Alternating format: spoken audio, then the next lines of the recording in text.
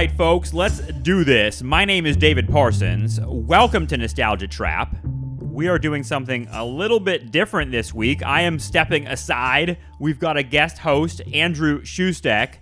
He's a good friend of the podcast, someone who's been on the show several times over the years. Andrew knows a ton of people that are working in media, in city government, in and out of the university, people who are working on housing and urban policy. This is a subject that I don't know a lot about, but I feel is a key subject for us to explore on Nostalgia Trap. So I am proud to feature some of these conversations between Andrew and the people that he knows that can shed light on the entire world of housing, urban policy, and how we construct a world that's livable, because the one we're in right now isn't. And what I mean by that and how I approach this stuff is really simple. I mean, it's like the rent is too damn high. And that's something that I feel in my own life, and I know many of you feel in your own lives as well. But we want to take a look at the bigger picture. Why is it that rent is so damn high? So I hope you enjoy these conversations. This first one is between Andrew and Kevin Rogan. Kevin Rogan has a Substack that you should check out. We'll link it in the episode description.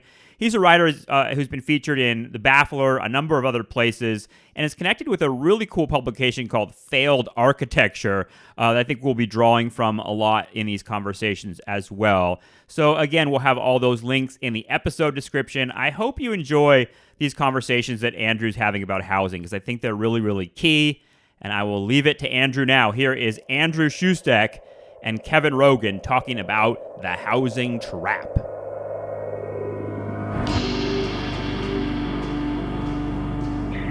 Kevin Rogan, how you doing? Doing great. How are you, man? I'm good. I had come to you through our mutual friend Michael, who is one of our biggest wise ass friends on what I would only describe as sarcastic housing anti-urbanist Twitter. Does that make sense? Yeah, there's not many of us, but yeah, that name works out well enough. And so you're a PhD student at Rutgers, is that right? Yep. Global Urban Systems. So what does that mean, and how do you sort of focus on housing as a through line for your work, and how did you come to the left? Yeah, so I guess for starters, I mean, how I came to housing is, I've been in school for fucking million years. And that'll be familiar to a lot of folks on the Nostalgia Trap. I'm sure. And I got my start, actually. My first degree was Master's of Architecture. Worked in architecture for 4 years full time. Then went back to school for a more urban inflected degree at the New School, and then doing a PhD. And so, yeah, I mean, when you pull back on that, I feel like, in retrospect, it looks obvious, but I'm sure that's, hindsight is 2020 type thing. But when you're starting from architecture, there's kind of this bizarre thing where architecture focuses on a particular site, a particular building, a particular project, et cetera, which is something that I think is actually missing a lot in terms of, when you do get into more urban inflected programs and disciplines where it's really, it finds its basis in sociology. Going back to George Simmel, very famously, his essay on the blasé attitude kind of starts all this off about a century ago.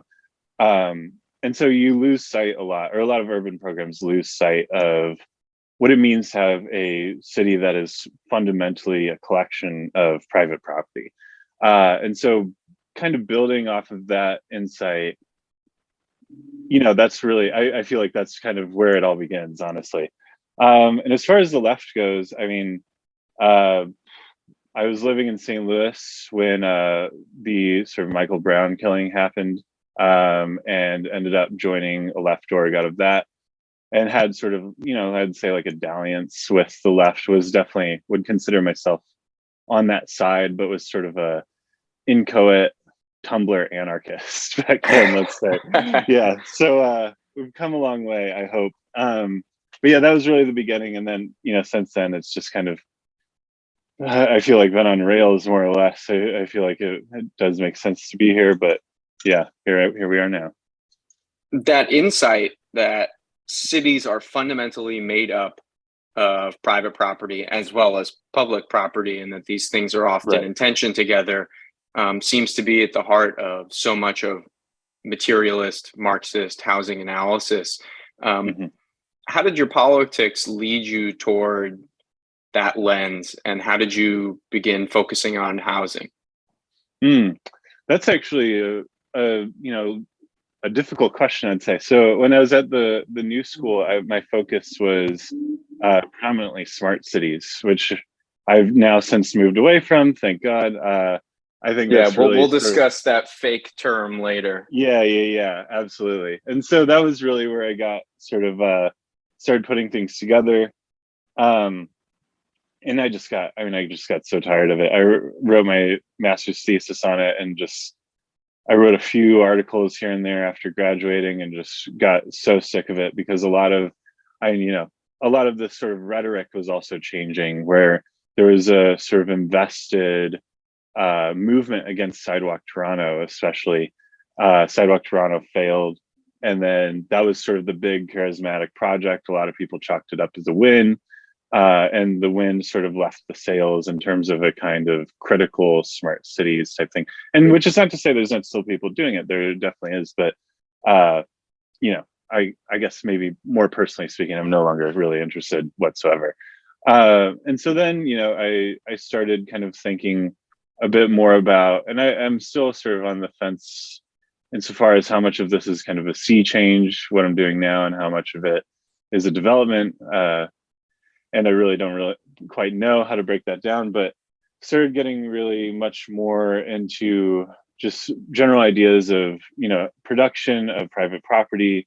Read some of the later like theories of surplus value, volume 2, and Capital volume 3, where Marx really goes into his rent theory, trying to get a greater handle on that. And I think that was kind of the spur that I was looking for, where kind of building from there, picking up on periods throughout like urban sociology's development over the last century, where stuff like that has been picked up again, kind of adopted from an agricultural rent category to urban ones. This is really big in France in the 70s with uh, early Castells, Lamarche, Lajkin. They all wrote a decent amount of essays that are collected by C.G. Pickdance in an urban sociology anthology that is freely available. But so that was also, I think, kind of the real thing that kicked me in this direction, whereas kind of trying to apply these principles and rules of, motion, laws of motion, whatever, to just cities in general, over time, cities in capitalism, let's say, instead of the sort of constant fetish and attention on ethnography, anthropological perspectives and stuff like that, that I just really was never particularly interested in, but really does dominate the discourse and the kind of lay of the land in urban sort of disciplines. Yeah, and maybe could you tell us some of those insights that Marx and later his contemporaries and those following in his tradition within Marxist housing research and the like? What sort of insights did they break through, and what historical categories were they operating in, and what insights did they teach us about how traditional housing markets run, and how are they shaped by local political economies? Because I think folks listening to this are looking at an exploding housing market, Right. and unaffordability unlike any time almost in contemporary history. What sort of insights do those theories, with a materialist lens, teach us about how these markets operate, and how these sort of what other economists would call poor, negative externalities, let's say, aka you're getting kicked out of your apartment because you Right, can't right. afford it. So what sort of insights does that Marxist lens lead us to understanding how this all is operating in contemporary times? Yeah. So I mean, there's a lot to be said there, and I'm gonna, try to remove most of the.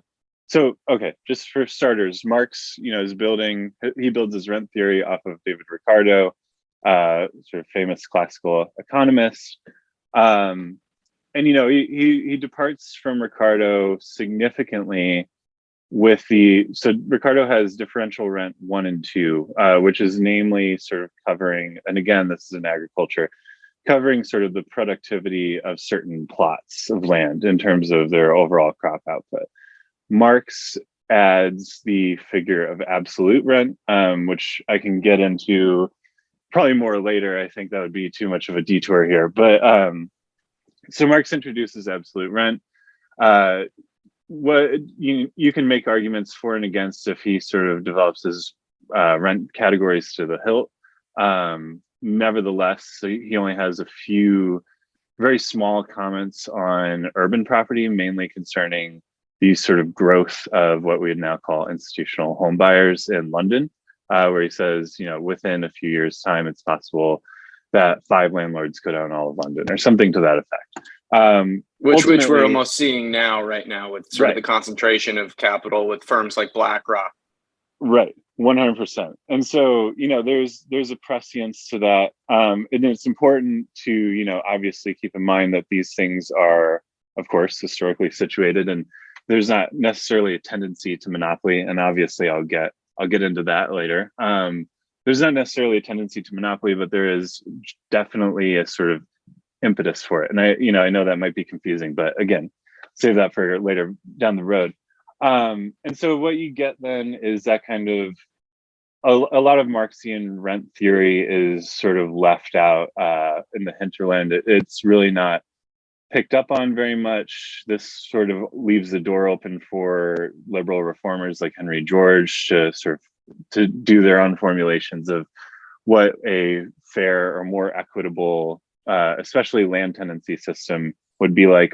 Henry George, for example, he has a lot of adherents today. He mainly gets sort of a lot of mileage in the US by appealing or having his theories appeal to tenant farmers in the New South. And you're discussing Georgism, correct?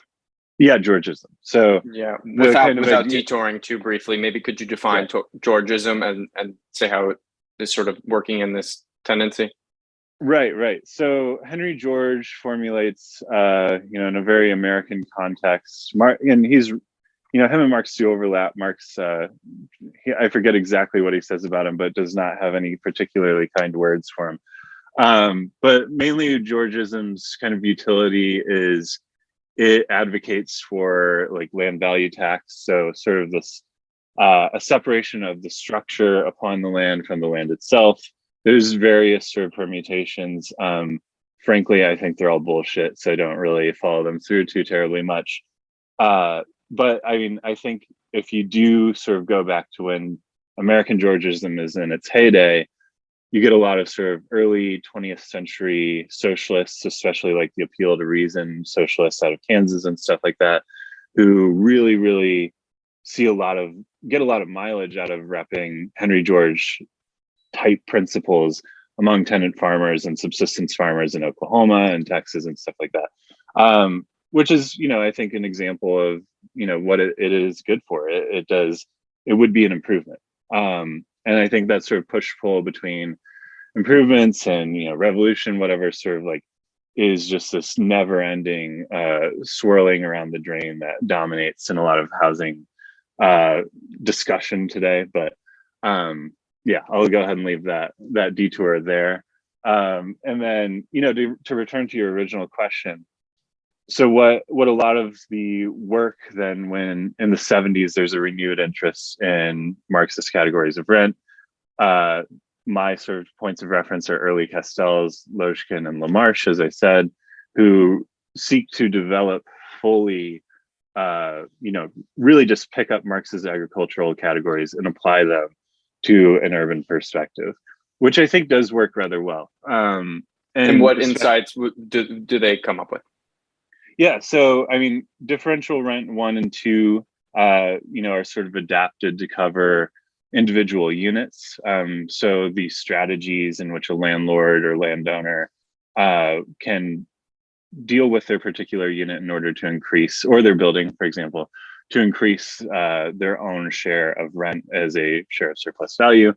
And so, for example, like this discusses pretty modern strategies like, you can subdivide a unit further. You can either add on repairs and then charge more for them, or withhold repairs and allow tax valuations to drop and your own profits to rise as a landowner and stuff like that.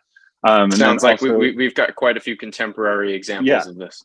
Oh yeah, there's a ton of stuff, especially, in New York, for example, it's very, very easy to have a landlord and they do this all the time. It's very difficult to find what landlord owns what, even with the sort of tools that are now available, because a landlord or a property management company or whatever can very easily spin off an LLC. The LLC takes ownership of a particular property. They may allow that property to sort of fall into ruin, essentially. Tax valuation drops, share of profits rises because they have less overall costs. And then at the end of the day, they can sell the property off or dispense of it as they wish. The LLC that exists then just goes bankrupt and closes, and the parent company is basically left with zero skin in the game whatsoever. That is a perfect example of a differential rent category at work, where if it happens over an entire portfolio, if it happens within a particular building or within particular properties in a particular neighborhood, this is all kind of just par for the course. The other thing would be absolute rent, which again, going to have to, I think, save a longer diatribe for that, but that gets updated as well. And I only mention that here because there's another sort of a similar school of Marxism that picks up with David Harvey at around the same time, where he begins speaking about absolute rent and then sort of draws back. He actually calls it mathematically imprecise and just logically incoherent, and ends up developing class monopoly rent out of that. And what class monopoly rent is it's basically just sort of an attention paid to the monopolies that landlords have in dispensing of their particular property. So they can, not rent to someone, they can pursue an eviction, they can arbitrarily raise rents, stuff like that. And that is kind of, I think, the prevailing way of understanding rent from the left to this day. And, Harvey's sort of, and he's massively famous throughout, his work does. He's here at CUNY. Yeah, exactly. He's at CUNY. David Harvey is amazing. I found, going to grad school myself and having conversations and seeking counsel of amazing housing and tenant organizers in New York City, that a lot of folks are very familiar with David Harvey's work, no matter in and outside of academia. And, David Harvey famously taught Neil Smith, who comes up with some of the rent gap theories, which lead to our contemporary understandings of gentrification. And maybe, we could get into sort of understandings of gentrification a little bit later. But I think what I wanted to get into here with this, having a grounding in Marxist analysis and sort of, having laid the groundwork to understand that cities are made up of competing capitals, industrial versus real estate, and all of these different political organizations, civic groups, all these things that embody the day-to-day life of what it means to work and live and love and have a family in a space at a given time. Cities sort of become fetishized in a way that flattens out a lot of the discourse and removes some of that complication.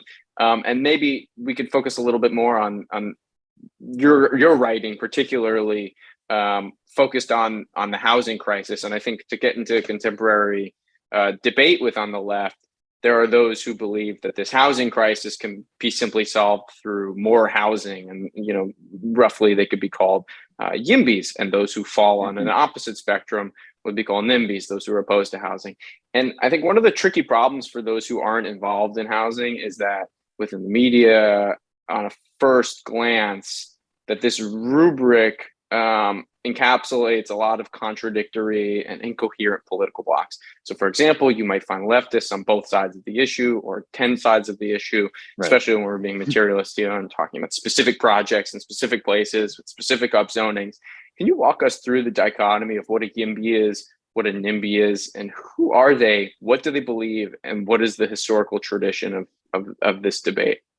Right. Yeah, great question. And I think the historical terms of these categories are super important. I'll say just right off the bat, I think the YIMBY position is sort of expansive in a way that I think is really quite, it's very good for them. I do not include myself among them, but it is very good for them because you can get people, running the gamut from a sort of, build back better type socialist, pseudo-socialist, whatever you want to say, to, people that, are ex-Google employees that found their own little think tanks and whatever. And so, there's basically what we're saying, to be brusque, if I could put it in a phrase, I would say the YIMBY position in general is the left wing of capital. This is a mirror of what Mike Davis calls the sewer socialists in Milwaukee, where he says they're the right wing of labor. And I think the perspective has shifted just a little bit to where we're now dealing with the left wing of capital. You can get people identifying as whatever within that tradition. But I think per the historical aspect of it, I think a lot of these questions are really, or, a lot of the sort of lineage or genealogy of YIMBYdom or whatever is really predicated on a kind of amnesia towards history in general. And so, and what I mean by this is, you encounter a lot of these people, these arguments that we're having is nothing new. None of these are new. There's been arguments about rent control, about, public So you're housing saying going that back that there have been folks, throughout history in cities saying that this is a housing supply and demand thing, and if we build more housing, then rents will fall automatically. This is an argument that you've seen throughout history?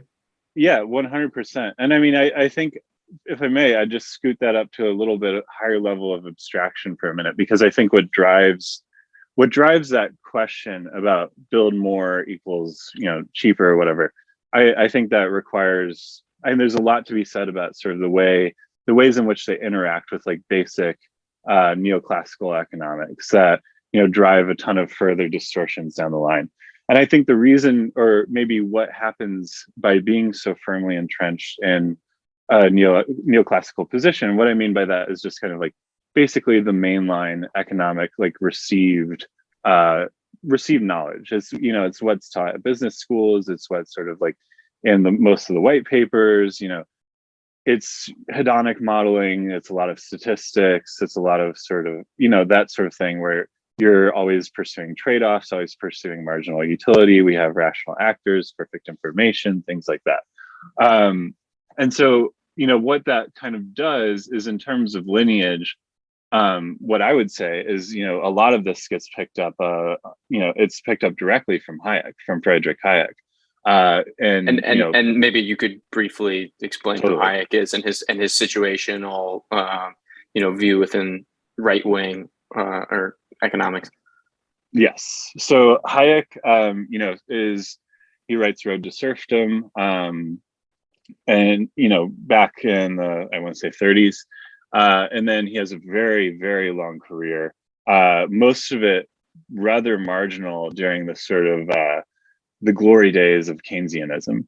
And so Keynesianism, where the sort of, if you can boil down the very basic requirement of Keynesianism, it's sort of it's basically, you can say it's full employment or whatever, but more or less it's to dispose of a capitalist liquidity preference. So Keynes wants constant investment, and all the great sort of things about a perfect Keynesianism, if one ever existed, about full employment, about massive public works, including like NYCHA, New York City Housing Authority, and everything like that. Those are all, you can say, very easily have their genealogical backing in a sort of post-war Keynesianism, the great detente between capital and labor, represented in the theory and the Treaty of Detroit and everything like that. And so that's kind of one path. That was the path that most Euro-American governments took until about 1975, from 1945 onward. Hayek during that time is rather marginal, but he is also very busy. He is sort of forming, along with Rothbard and Mises and stuff like that, he's forming a sort of reactionary just intellectual sphere that really explodes outwards and is I mean, the best example of like proving just how influential Hayek is that Margaret Thatcher was like an enormous fan, like gave him governmental titles, carried around his book, The Constitution of Liberty, in her bag, apparently. Did Hayek have a lot to say about housing markets? Oh, 100%. So Hayek's big thing is against rent control. And so he perceives this as a huge problem.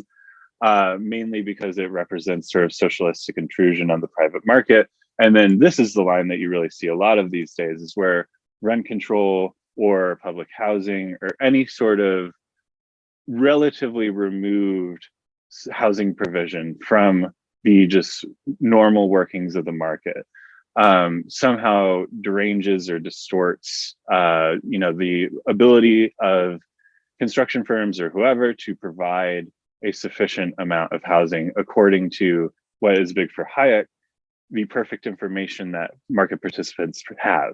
Going towards the price signal. Exactly. It's all about the price signal. And so, that, and also what rent control does, and there's a pamphlet, it's actually quite long, it's not a pamphlet.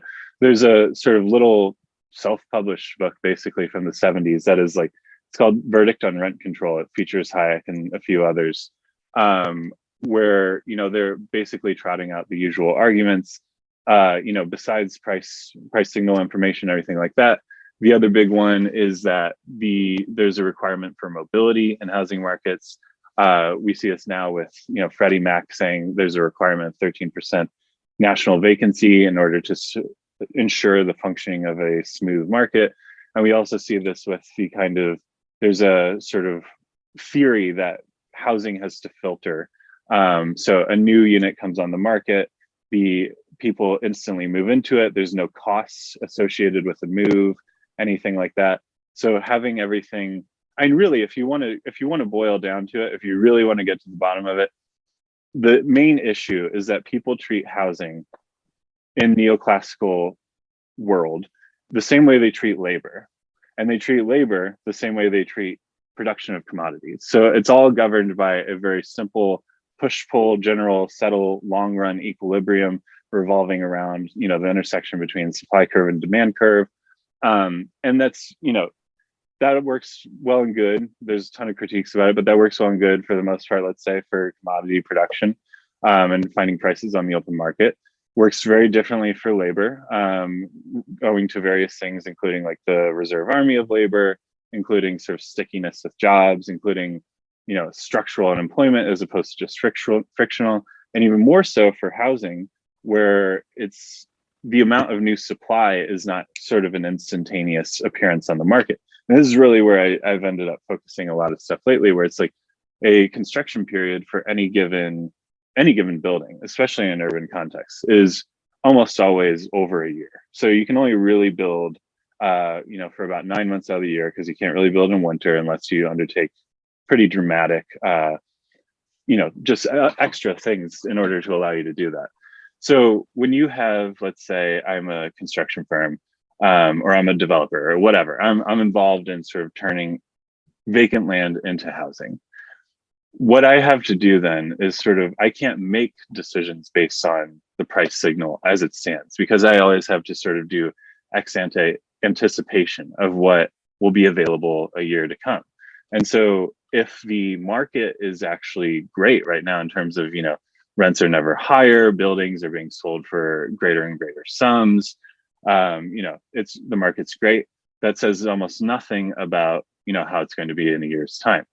And so, the kind of issue then there is, if you actually admit this sort of understanding of the construction process, even just in its broadest strokes, you can't ever have perfect mobility. And so I think, but what they depend on that, YIMBY sort of depends on that in order to have, what they really want is kind of a supply shock. They want a sudden glut of supply that drives rents down because the supply curve shifts forward, the demand curve falls back, and the price signal settles to a new low. And that's really what they want. Right. And I think what's interesting about the historical trajectory of the argument and the discussion of Hayek and neoclassical economics, and so important, is that the tenants movement is always at the heart of these sort of debates, right? Like Hayek saying rent control is a problem. You'll often find that within every housing economics argument, somehow the renter is always at fault and must be punished, right, and we can't do anything different. And you'll also see that states, and I think this is one of the key insights that having a materialist analysis leads us to, is that states intervene on behalf of capital and sometimes against them. And there's no, singular monolithic block of real estate capital, and it's a dynamic institution with many different firms that are often at competition with each other. But to get back to the sort of YIMBY dynamic within cities today, right? We're looking at sort of people who say on the left nominally, who say, look, housing is really expensive. We've got to build our way out of it. And that is somehow seen as a socialist position. And I think what's confusing sometimes, especially as you have folks on the left who are advocating on behalf of a marketplace needing to be more free. It sometimes seems like a term in contradictions, and maybe you can explore what that contradiction is about and how it's resolved and squared away in the minds of these folks. I know you have a lot of critiques of this sort of nominal left position. Can you walk us through what is going on with this contradiction, why we're seeing it so much from folks nominally on the left, and sort of and what your critique of that would be from a, I don't want to get into the true socialist argument here, but like from a materialist perspective here, what is your problem with that argument, and where does it lead us to? Right. So yeah, I mean, there's a ton of varieties of that sort of argument where it says we have to free the market, we have to have the state interact with the market as the construction firm of first or last resort or whatever. And I think all those share sort of a basic thing where honestly the major kind of issue with that is there's this belief that, at least for the left tendency of this, developmentalists is how I prefer calling them, because frankly I think YIMBY sounds like a stupid name, and also I reject the dichotomy. So yeah, I mean, like, imagine going around calling yourself a YIMBY or a NIMBY. It's goofy, but and then they're developmentalists is what they are. And and I think the best part about that is it contains, and there's always been left developmentalists. There you can point out a million examples, for first and foremost being like obviously like the USSR and the political considerations that they had to deal with at the time notwithstanding, but like there's always been a sort of impetus to kind of there is a possibility of maximizing capitalism's wealth or riches, and sort of involving yourself in these redistributive schemes, which I think the best of the left developmentalists or whatever do exactly that, where it's sort of a light social democracy, maybe a social democracy with like without a state or with a overgrown HUD or something like that, and nothing particularly more than that. And so that is one element of it. But in terms of this sort of desire above all else to kind of get housing on the ground and get it onto market and everything like that, I gotta say, on one hand, yes, like that would solve some things that we could stand to have more housing. Let's say that, like, that is not necessarily a bad thing in and of itself. And I'm trying to be as like circumspect and like it's clear here from the mainstream reporting that a lot of the soaring rents and high asking prices within purchasing housing, not just rental, taking out a mortgage, buying a house, is exploding due to a legitimate lack of housing supply. And a lot of that has to do with the lack of construction after the 2008 housing collapse. So it seems to stand that like we could use some more housing supply, but I think what I'm I'm curious about is why, it's like the Google ads, one magic cure to solve housing markets and, lose belly fat. Doctors hate this one trick. I mean, what is it about the encouragement of, letting the market run free by doing away with, restrictive zoning codes or, are they operating in some sort of like, is this, we just want the New Deal sort of thing, or is there something more? Is there a greater contradiction? They seem to be operating in good faith. I mean, I do want to say, I think they are genuinely operating in good faith. And I think, the problem with that, however, is this is sort of yet another of, a million signs pointing to the kind of destitution of the left in this country, especially, and also, just worldwide. I think in a perfect world, well, not perfect, in a better world, these sorts of people would be seen for what they are, which is, people that mean well, but ultimately are ending up in the wrong place. And the problem is like, the sort of horizons of what is politically possible, what is institutionally possible. And I think that's really the key, is sort of to dive into, more materialist perspective is, what they sort of see the world as is kind of the shifting of grand institutions where you have, for example, the like Public Works Authority or whatever. And like, then we get to say like, oh, we need a new Public Works Authority. Oh, we need a new Public Housing Authority or something like that. And it's like, okay, we did that to some extent. And what is preventing it from being pulled apart again by reaction? It was quite easily decimated over the course of, 40 years. 50 years, whatever. And so when you're talking about when you're talking about the desire to have supply suddenly enter the market, and so the belief that prices will automatically fall as a result, what that is really, as far as I'm concerned, what that's really saying is we need an institution, capital or otherwise, maybe it's a for-profit firm, maybe it's a state, maybe it's X, Y, and Z.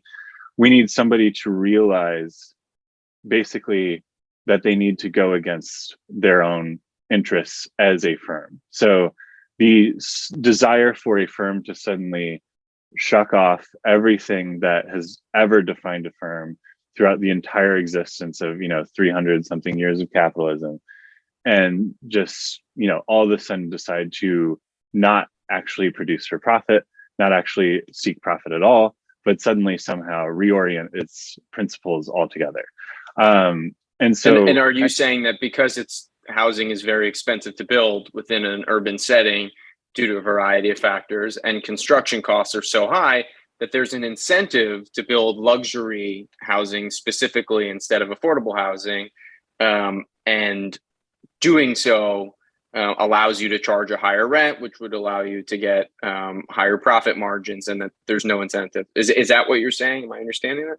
Yeah, more or less. I mean, I think it's just, that's actually exactly it. So I think it's just, absurd foolishness to pretend that, when we talk about, sort of signals and information on the market or whatever, there's no zero drive in order to actually create affordable housing, except for in very rare conditions. And so that is kind of really what we're operating with here. And I think, if you want to move beyond that, it's, I think the other thing is just the idea that a supply glut is going to hit the market, or that could, if somebody just developed the willpower to do so, of luxury or affordable or mixed income or whatever type of housing. If you just want to pull back for a second and just advocate for somebody somewhere to do something, because that's really what it is. It's a plea basically as, revolutionary and utopian as actual, proletarian revolution worldwide. It's, if you want to say something is a bit absurd and, a flight of fancy or whatever, like at least there's reference to, multiple working class like movements and uprisings to this very day. And there's never one of a capitalist firm working against itself. But so, I mean, let's say, ultimately, like, okay, we need housing. Let's say we're in New York and we have let's just say, for example, we have a lack of, according to whatever study, we have a lack of 30,000 units.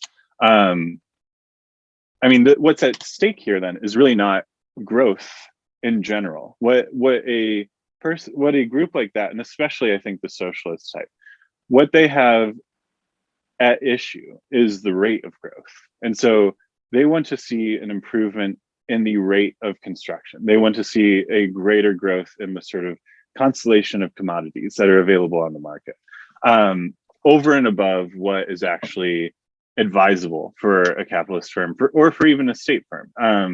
And why would it be inadvisable for a capitalist or a firm or a construction firm to build more? Right. So, I mean, there's a few possible reasons why construction would not be engaged to its fullest extent. However, what I want to say is sort of kind of flip that question, say, I would argue that for the most part, construction firms are engaged to their fullest extent. And so within, just speaking again for, the New York market or whatever, the vast majority, and this holds true nationally, the vast majority of construction firms are extremely small. Most of them are engaged in doing, renovations, small work. They're not equipped to build a house. So what that leaves you is, several mid to large sized firms. And that's where most of the money is, that's where they have more employees.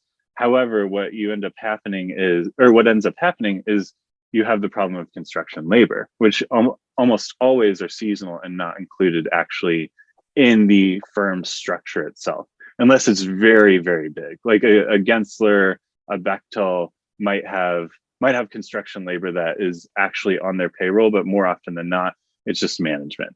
And then are they outsourcing to other firms who hire these construction workers? Yeah. Right. So yeah, and I think thank you, because this is, I think, really important to look at like what the construction looks like as a market that is almost always fully engaged, or as an industrial sector that is almost always fully engaged. So the construction process works with, you get basically a contracting firm. They reach an agreement with the developer. And from that point on, again, unless you have a very, very massive firm, that contracting firm will then find a ton of subcontractors. So first off, they'll probably coordinate with what's called geotechnical. So somebody who goes out and looks at the site, does a survey, et cetera, et cetera. They give their plans over to the architect. The architect functions as sort of the administrator of various other subcontracting firms throughout the process, where they may find the plumbing and the electrical and the structural people, or they may get them handed to them from the original contracting firm or whatever. But what I'm trying to say here is, on any particular construction site, you have essentially an open shop, wherein and an open shop, you're discussing, union and non-union combined. Exactly. This is often a tactic of management to exactly. And so you and I could be working right alongside each other, doing more or less the same thing. But if you are, for example, obviously if you're unionized, you're getting better wages and benefits. If you work for one subcontractor over another, you might be getting better wages than I do. You might have better hours or worse hours.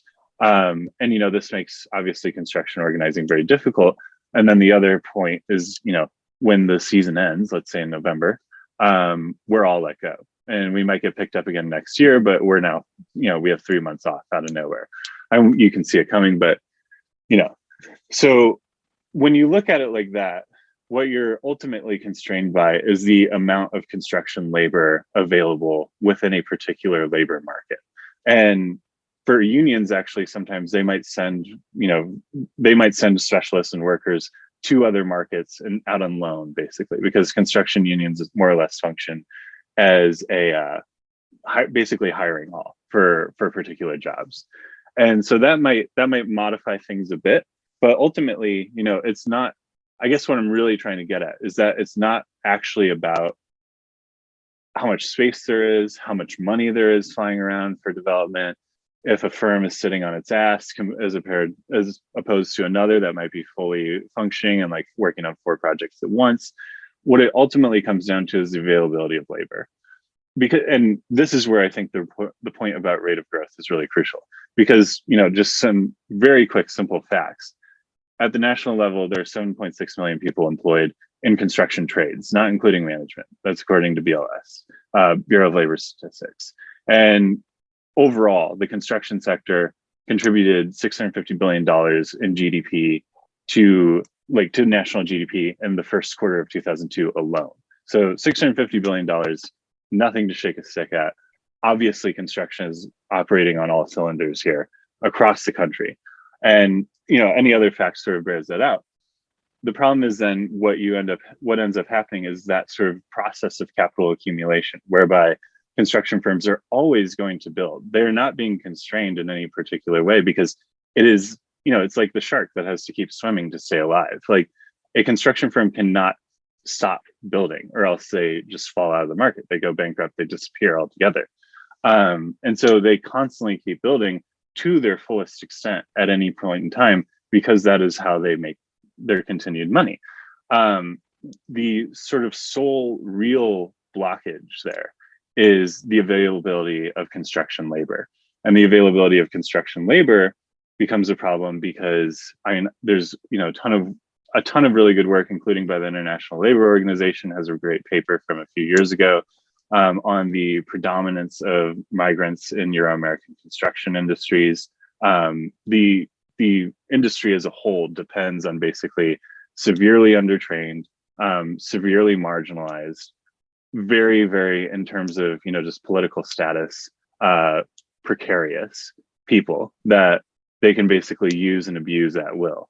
And, being fired for 9 months, let go for 3, possibly never let back or whatever.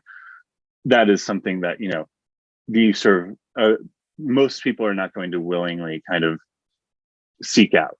And that is especially true in residential construction, which is kind of where, we're kind of talking about here the most, where union density has historically been extremely low.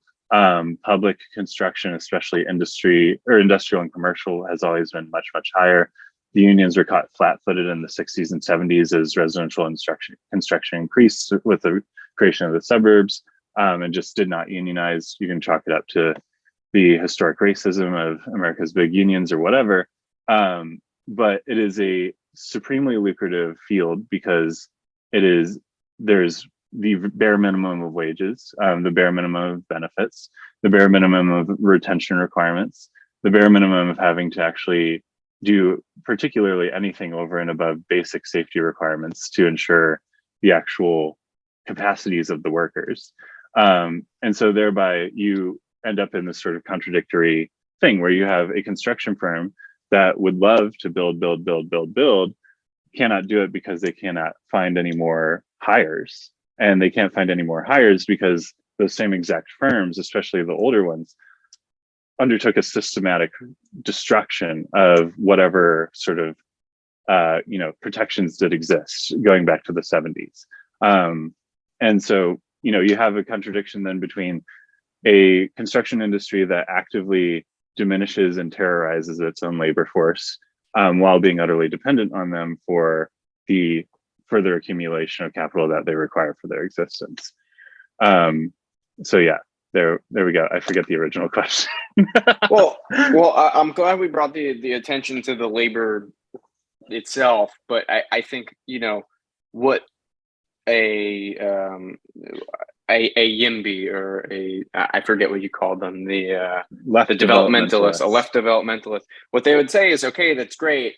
Well, we could just the state can intervene, set a market on its own, force higher wages. I mean, this sort of like reality that will take a political coalition and political will that, quite frankly, does not exist at scale almost anywhere. But one of the arguments that they say is, well, that all that aside, if we get rid of restrictive zoning laws and we fight back against people who don't want to build dense apartments in our neighborhoods, then that influx of those units will somehow will decrease prices. All this is to say, when you bring up, for the most part, some of the rent control laws, there's a skepticism in that side as well. On the left, which I think you're finding from like nominal progressives who are flirting with a sort of a curiously anti-rent control tendency in the mainstream. I don't want to name names, but I'll let you do that. But maybe you could, clearly sort of explain why that is not really an efficient or reasonable theoretically or materially. Yeah, I mean, so let me start with the zoning thing. I mean, I think, zoning is such an enormous umbrella. It captures. And for our listeners, maybe you could briefly define what zoning is. Yeah, so at its most basic, zoning is essentially just a series of guidelines. Building uses is the main one. Where you might, the typical sort of zoning map will say like, okay, here's a 7-block swath that is zoned industrial, or here's a main street where most of the buildings are zoned commercial with residential overhead. And so that's kind of like, the very, very broadest, it's just building use, basically. There's a ton of sort of further developments of that I think are immaterial for this discussion for the most part. Each municipality has its own zoning code for the most part. So, there's a just cornucopia of possibilities out there. What the zoning is bad, and zoning limits, where construction or whatever arguments usually require, is that it says those sorts of uses are restrictive. A lot of ones, and this is actually pretty true for the most part in some cities, famously in New York with SROs, single resident occupancy buildings, like there's severe limitations on what types of, let's say, residents you can build. So if you have a plot that's zoned for, high-rise residential or whatever, you might not be able to build, definitely not, almost nothing like in terms of like a communal type building. A lot of older sort of typologies of apartments, stuff like that, are, now pretty much frowned upon by zoning code. And there's an element of that where, you can make that case to some degree. However, I think the main thing is, this is, as you said, a question of political will, and most things are. And when it comes to changing a zoning code, there's, given the preponderance of just different types of code, it's, where do you even begin? Do you start at the municipal level? Do you whatever? But I think the more interesting thing is to think about what is the utility of a zoning code to who administers it, which is, some sort of body within a municipal government. And what do they get to do by controlling that zoning code, in particular with, rezonings. And so I think this is really what's more, to me, more interesting about of a way of thinking about zoning, where, for example, you can see this in Brooklyn, all along the waterfront, starting from Greenpoint, now working its way all the way down south. Is what has happened is, areas that have been historically industrially zoned for many, many years fell into disrepair and dilapidation, then get rezoned as residential, and basically set off a building boom, as a lot of these old buildings are cleared away or fixed up, or whatever. You get a ton of new construction coming up. And if you think about it that way, what a zoning effectively functions as is not really so much about the actual guidelines themselves, which are, to be honest, more or less benign, but it really is about what having that sort of switch in the municipal government's back pocket allows them to do, where they can sort of trigger and direct capital flows to particular areas of the city, basically at will. And you can say whatever about, public involvement in zoning and, public hearings and all that. But for the most part, for example, this just happened, it just happened in Gowanus, where a lot of former industrial zoning has now been shifted over to residential. And there's already underway an enormous building boom with a ton more on the way. And it's like, that is all 100% just money that was, is now becoming available. It's capital that is now becoming available because it has become incredibly lucrative to build on what was built up area. And so when I think about it, I think when you think about it that way, it's far more interesting to think of not just sort of the staticness of a zoning code, which is usually presented as this sort of antiquated, like Magna Carta type thing that's been surviving for, hundreds of years or whatever, and think about it more as like a fluid document. Think about it more as something where, the people that administer the zoning code do understand it as something that goes plot by plot, property by property, and in particular, what can happen on each of those properties in terms of the flow of, or the influx of a massive capital infusion essentially overnight. That Right. ends up benefiting local capital, that ends up benefiting the city in the form of taxes, general upkeep, things like that. And it's a rising tide lifts all boats type thing for, the fractions of capital both get to enjoy a sort of beautiful period.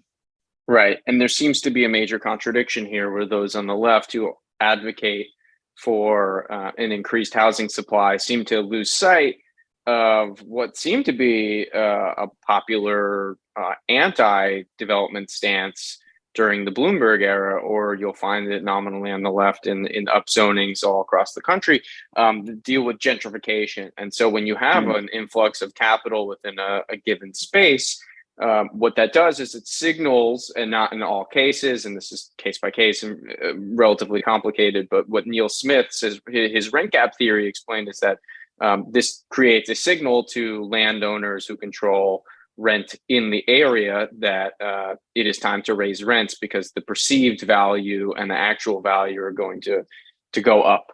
And so that is what causes rents to go up. It is one of the factors that causes rents to go up, and what we would define as gentrification. I'm not crazy about the word, Right. but It generally, works. right, it works. I think it's like the definition of what's the SCOTUS hearing about, more, and I know it when I see it.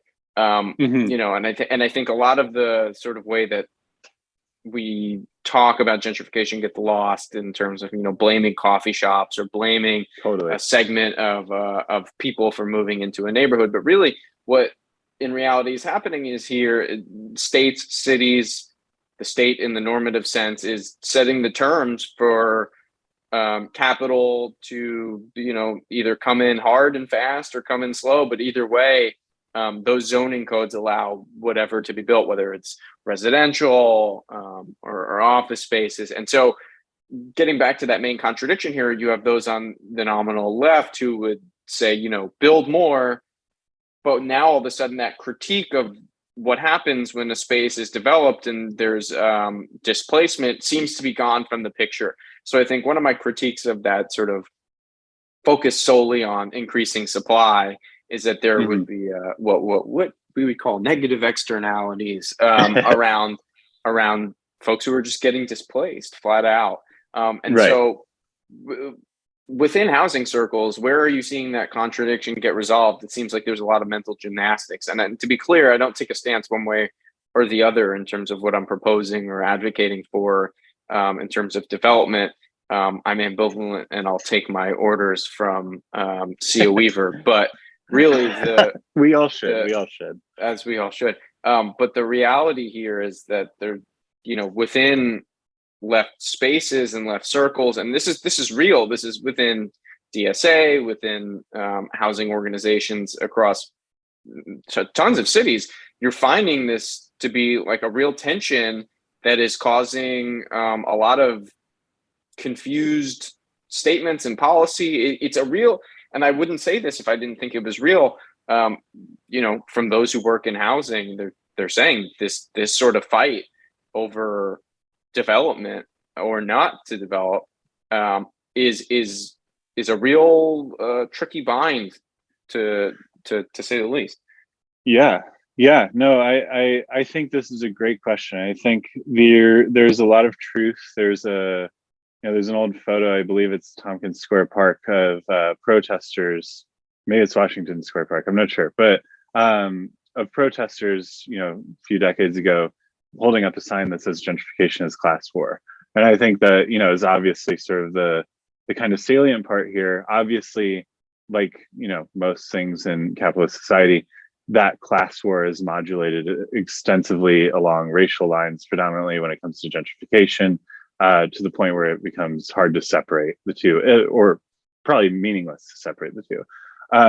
I think when I look at, gentrification writ broadly, it's sort of, I think it's helpful, and this, works really well with the kind of rezoning thing we were just talking about. It's helpful to think about sort of, let's say you have, as in gentrification, it's almost always a plot of land that already has something on it, some structure, so maybe a park, whatever. There's already something there.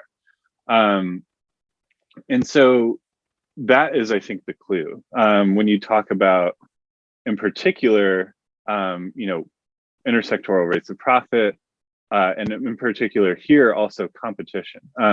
So when you have, let's say, a neighborhood that, not even because of a rezoning, because of some other more cultural organic reason, has it's sort of stars rising, and all of a sudden it's rents are rising, it becomes very lucrative to move in there and everything like that. So we're in a period on the cusp of it kind of being gentrified. We are gentrifying. You have then individual properties, individual lots being sold piece by piece, marching down the street and throughout the entire area, where existing owners of capital, existing landlords, are selling essentially to the highest bidder in a free-for-all, in order to allow basically external capitals, for the most part, to now enter in and sort of get their piece of the pie. And so this is a perfect example, I think, here of just basic real competition stuff. So when you think about that selling, instead of thinking about it as, which I think most people usually do, just because of how most people perceive gentrification, where it's like, the way I would perceive gentrification for the most part would be my building getting sold out from under me midway through a lease or something like that. But thinking of it from the perspective of a capital, that really wants into this new market, right? What they have to do, and what is dependent on their sort of ability to make money from this gentrification process, is they have to have the capital available in order initially, before anything else, to purchase this building. And usually also to, let's say in this case, to demolish it and build something new. So that actually right then and there sets a very important sort of baseline for what firms can actually operate in this environment.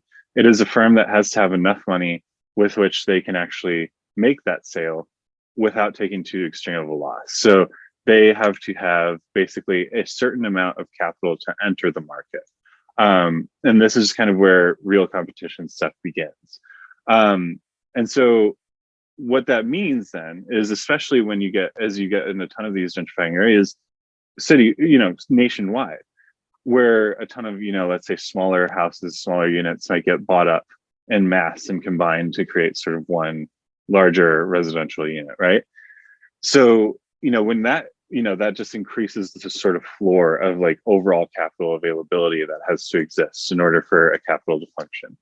And so from that point, then once that's done, you kind of have the purchase, you have the demolition, and then you might have the reconstruction.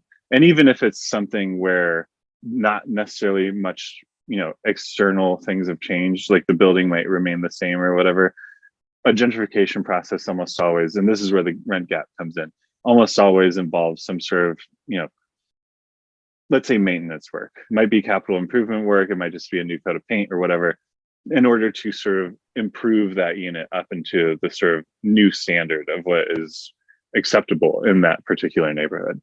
But when you have, let's say the maximal case of like a 5/1 replacing, 8 brownstones or whatever. To be clear, define a 5/1 for our listeners. Yeah, 5/1 is kind of the classic, everybody hates this and it's fucking ugly building, where you usually have, and it's the classic sort of new apartment building of like 4 stories, really like bad sort of garish colors, bad cladding, like stuff like that. It's called a 5/1 because it's usually a concrete podium for the first floor, so you can usually tuck parking underneath it.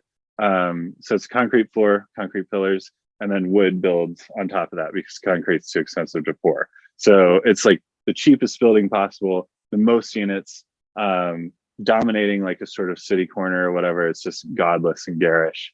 And so, yeah, that's kind of the face of gentrification, I think, these days. So let's say they're doing that. That requirement, how many properties they had to buy up, sort of like what sort of construction interests they're bringing to bear, everything like that represents an enormous amount of actual cost, just in terms before any profit is realized, which I think is important. The developer is just pumping costs into the construction firm, into buying land, into X, Y, and Z for at least a year, maybe more, oftentimes more, before they see any realization on that profit, right? Before they can even begin to. So let's say finally the building is finally complete, we can start renting and, achieving, sort of making our money back as this developer capital in the form of rents.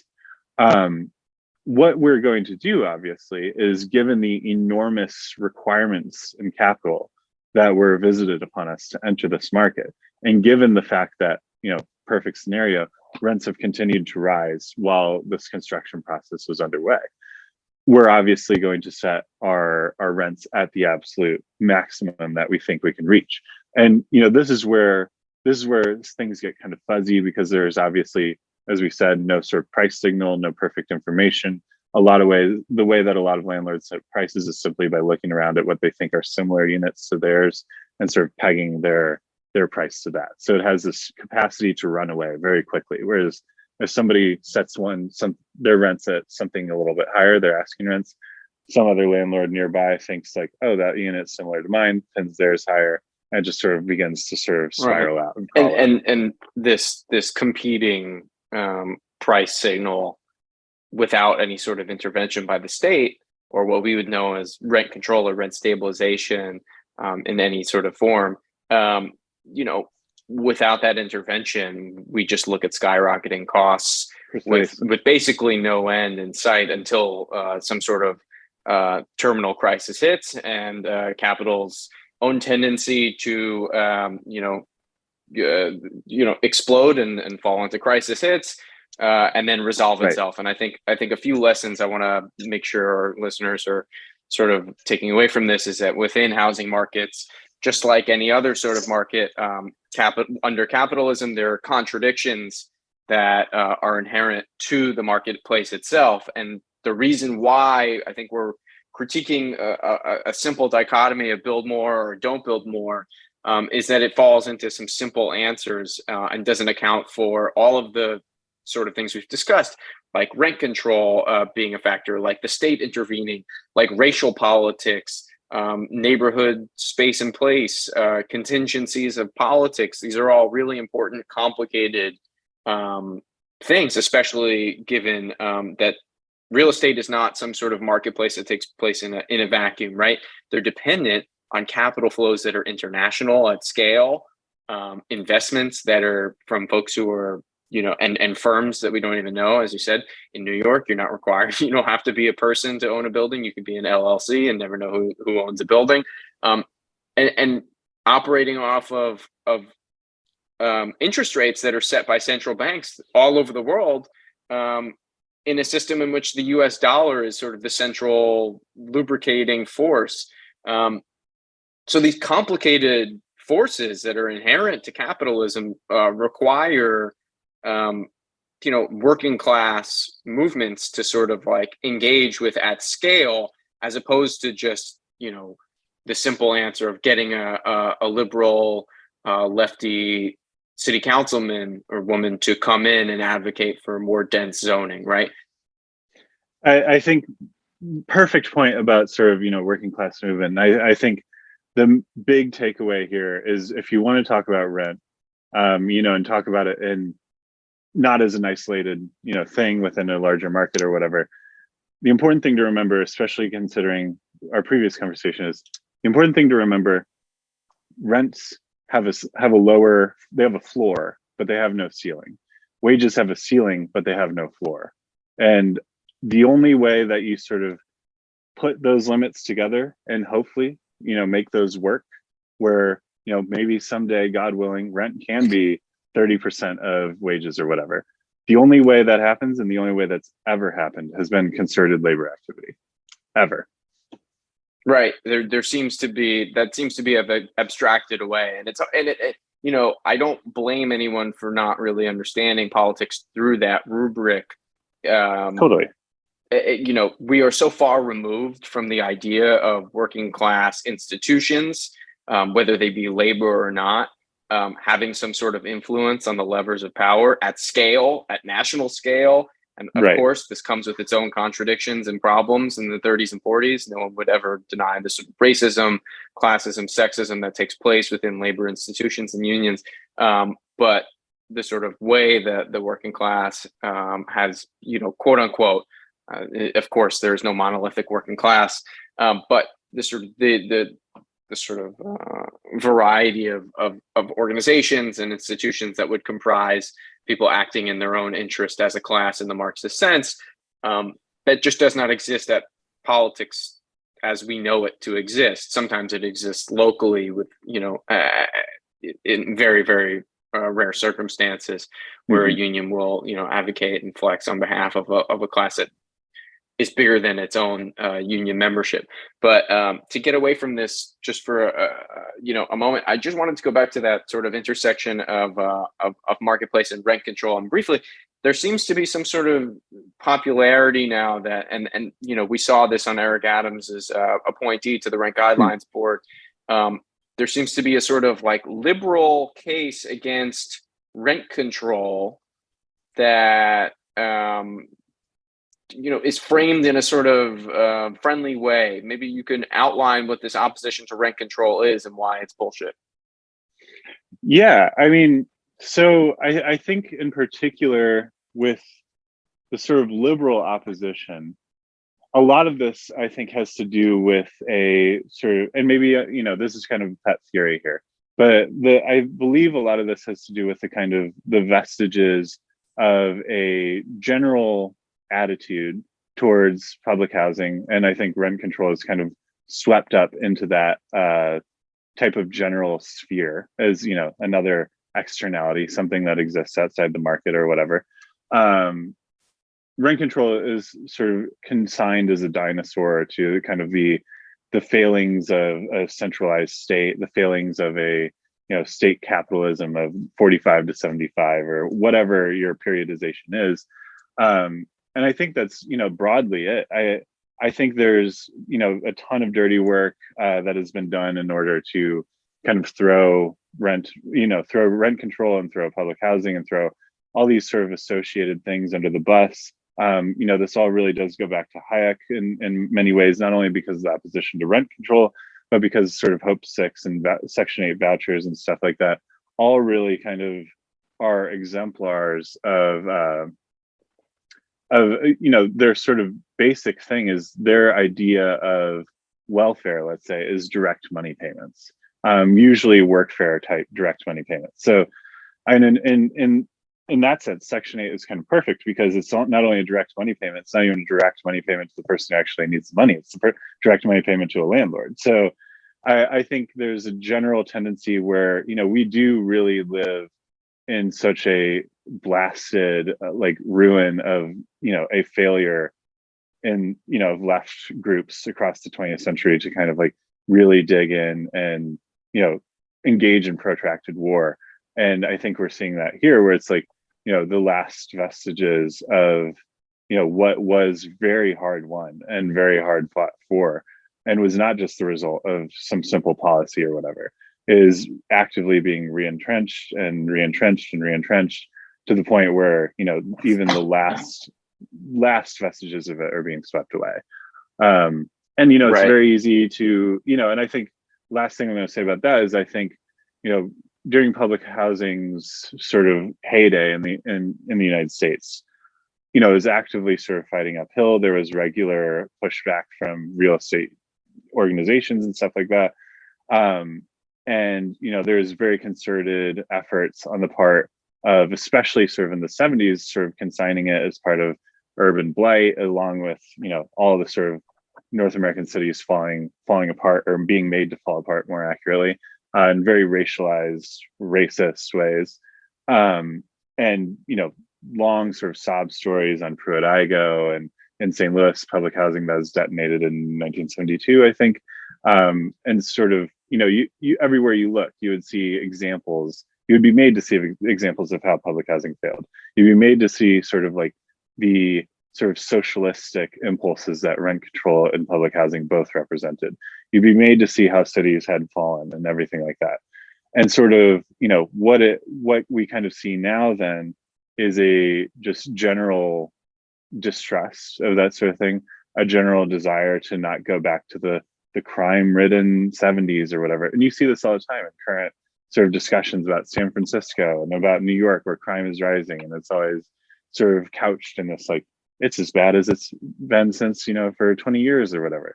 And all that kind of dovetails into a larger issue of urban blight as a specter that somehow haunts America, which is, has always been and always will be just a systematic program of disinvestment. What is happening now is, you just get sort of people that supposed leftists, ostensible leftists, who buy that logic, A of all, and then sort of follow it through in its more or less entirety and say, okay, well, the last thing we want is, concentrated urban blight. So we can't have public housing because that would just concentrate the blight. And it's like, it doesn't have to be blight. We can't have rent control because it concentrates the bad elements where they are or whatever.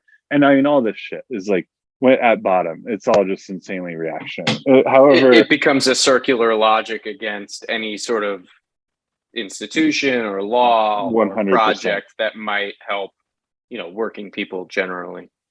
Right, 100%. And I think there's nothing I think really from these sort of leftists or whatever where there's any desire to even begin to consider something like generational housing or something like that, where it's like, there's a lot of talk, let's say, about decommodifying housing or housing for use values, which is an insipid comment, but you see this sometimes from a sort of good socialist or whatever you might want to say, but very little looking at kind of what residents and what the inhabitants of those houses actually lived like, and how they would actually treat such an asset that they could sort of depend on and something like that. And so that's the other question, is like, this is a whole other broader thing, but I think what it comes down to is like, are you advocating for building more housing, or are you advocating for housing more people? And that's really the long and short of it. Wow. So getting back to sort of a broader discussion around what we could do and what you think a point forward might be, what sort of tendencies or policies or sort of North Stars do you think we could follow? Like for here in New York, I think groups like Housing Justice for All, are really the sort of North Star, and for where I think housing politics might go, and a lot of that is centered on renters statewide. So how, from your perspective, what movements, organizations, people, who's getting it right? Where do we need to go? Yeah, great question. I think just as a preamble, the important thing to consider is, look askance at any, one and done sort of solutions, look askance at any sort of, the utopia is yet to come if we just do X thing or Y thing. Because you're totally right. It is about, really the journey to it and sort of a continued pressure and, that sort of thing. I think Housing Justice for All is absolutely, essential. Their work is incredible. I think, and I personally, I do volunteering with Net Council, which is just sort of a hotline for, tenant help and everything like that, which I think is a great sort of, it's an essential stopgap measure. The sort of calls that you get on there is really, I think of it as I'm a housing therapist sometimes, because it's just, the brutality that gets visited on people every single day is just in their really homes. Yeah. Oh yeah. 100%. It's a nightmare. And so, I think at the present point in time, that is kind of, the best thing to do is to almost like I hesitate to use the phrase, but harm reduction, damage control, let's say. And at the same time, I think the real thing is, I think also this is not going to be solved with policy as a bolt out of the blue. It has to be a policy that, is advocated for and sort of worked for and formulated by, most importantly, I think, tenant groups, tenants themselves, and to that end, I mean, what are good tenant groups, and that sort of thing. And I don't think there's such a bad thing as such a thing as a bad tenants group. But I think the one issue, maybe, this is a much larger problem of strategy and tactics. Is, how does the left expand on, victories? How does the left sort of not recoil and shatter from failures?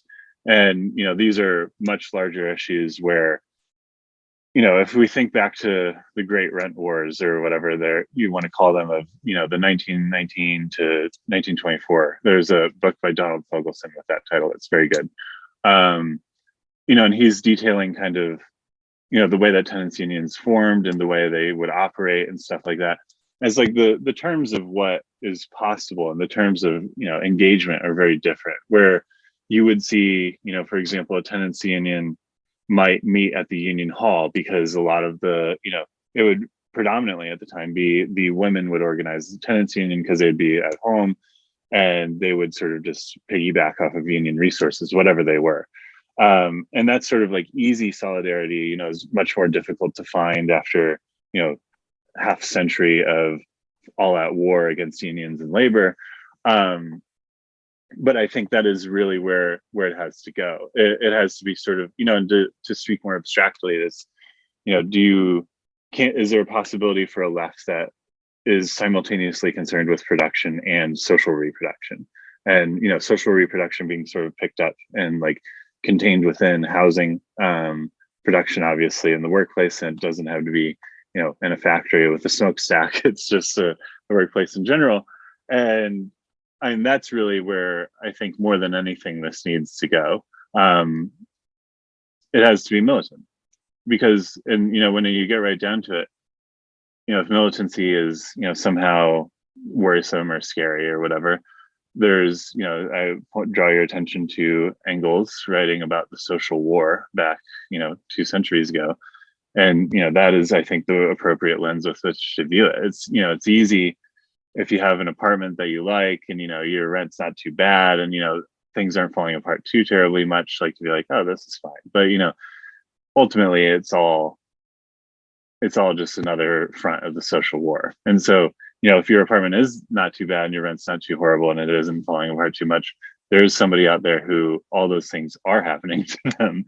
And that's sort of like, recognizing that as tenants and as, renters and stuff like that, being simultaneously, similarly exploited across the map, across a particular city, across the country.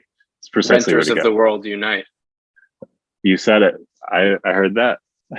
Let's do it. Yeah, perhaps a point forward is, the sort of common recognition as renters across the globe, because it seems we're in a really tough place, and on our back foot. Meaning globally, renters. I mean, here in New York, for example, after the 2019 rent laws passed, we saw thousands and thousands and thousands of units get saved from deregulation, and yet still the real estate industry is looking to fight back. Just now, there's a discussion about how the broker fee law is not even being enforced, and So, Kevin Rogan, thanks for joining the Nostalgia Trap. Yeah, it's been great. Thank you for having me on. Okay, my friends, I think that's going to do it for Nostalgia Trap today. I want to thank Andrew Schustek and Kevin Rogan for kicking off this series of episodes on housing and urban policy. Very excited to see where all of this goes, and I know Andrew has a lot of surprise guests and ideas for us, so stay tuned for more housing episodes. And go check out the Nostalgia Trap Patreon page. We've got a ton of stuff for subscribers right now, including our weekly live stream freak out on the news with Justin Rogers Cooper. So patreon.com/nostalgiatrap is where you do that. All those links are in the episode description. We'll talk to you again very soon. Take care. Bye-bye.